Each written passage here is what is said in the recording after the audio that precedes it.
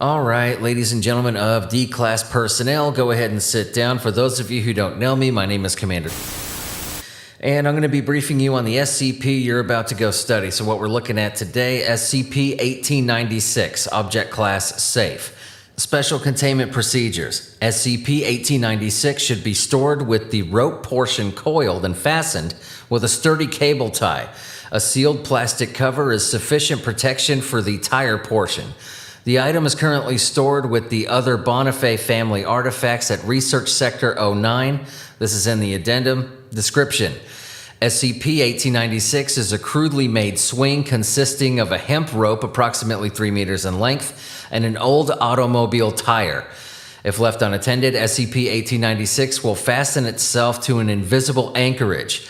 The object will hang with the tire portion suspended 1 meter above the ground, rope stretching vertically and looped as if encircling a horizontal support.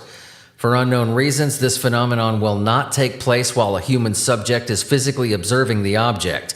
Video surveillance, however, has revealed that the rope portion of SCP-1896 does not levitate but moves jerkily as if being tossed. This toss will sometimes fail several times in succession before the rope lands successfully and anchors itself with several loops. Once suspended, the anomaly will remain hanging indefinitely. Attempts to sever the rope while the object is suspended have been unsuccessful. However, with some difficulty, the anchoring knot can be unfastened by hand and SCP-1896 will fall to the ground. These efforts have revealed that the object's apparent anchor is not only invisible but intangible. Subjects have extended an arm through the taut loop without struggle or side effect.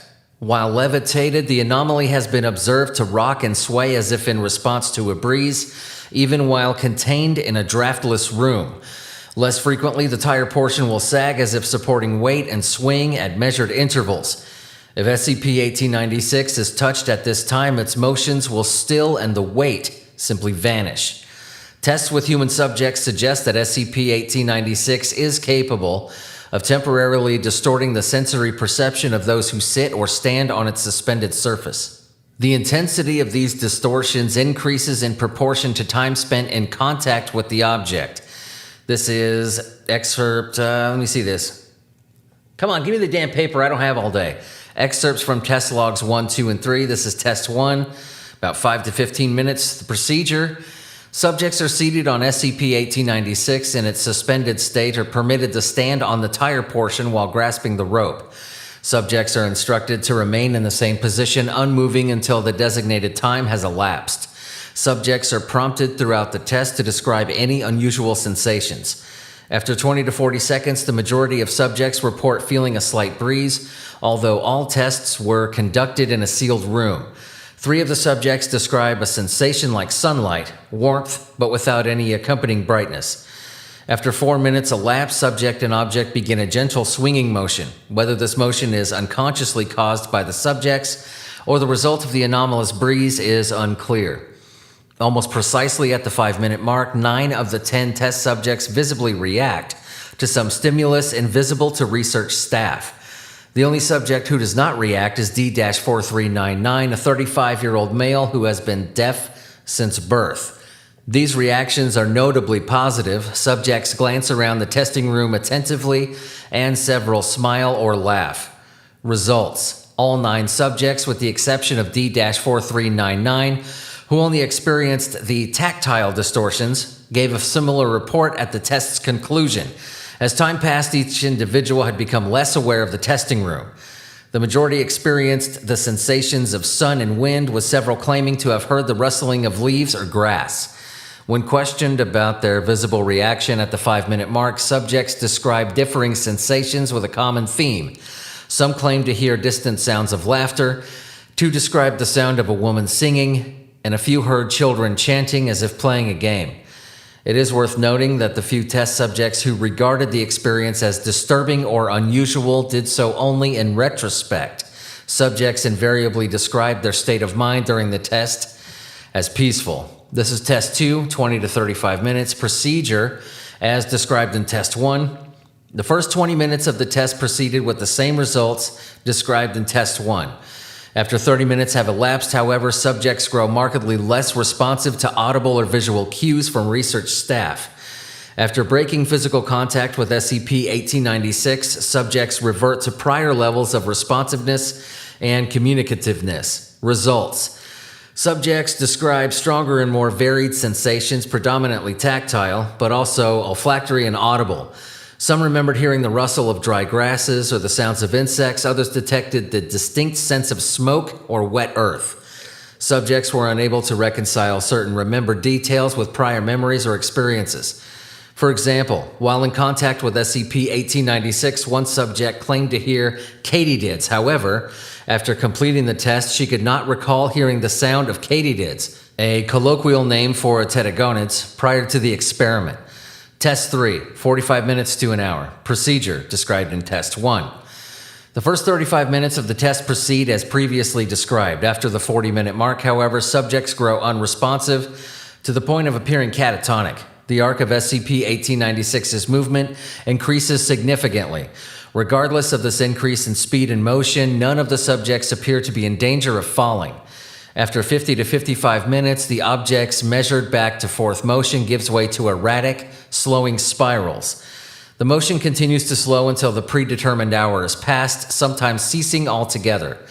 Despite the increase and decrease in motion, subjects remain unmoving and insensible until a second party makes physical contact with SCP-1896.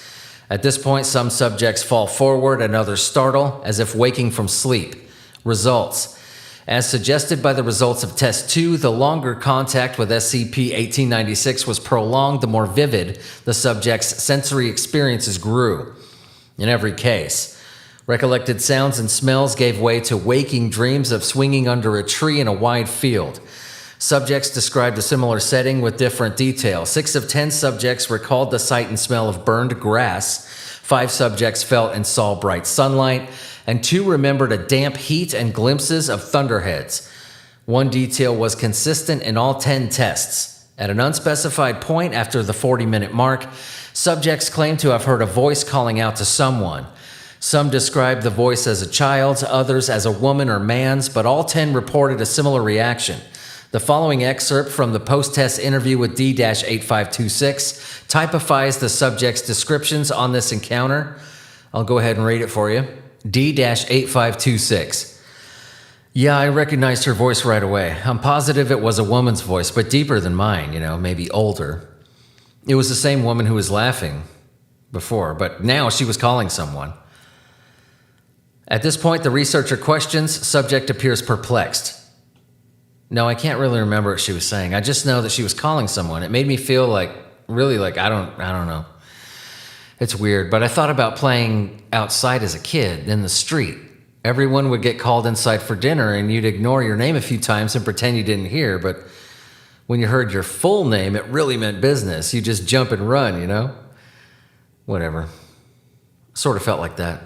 At this point, the researcher questions. No, it wasn't my name she was calling, I'm pretty sure, but I still felt like I should answer. I couldn't see anybody, but her voice kept coming closer, and first it sounded mad, like, get your ass over here now. But she just kept calling, and no one answered, and she started sounding really scared. Like, please, please, like, just really helpless. I never saw anybody, but I felt like she went right past me.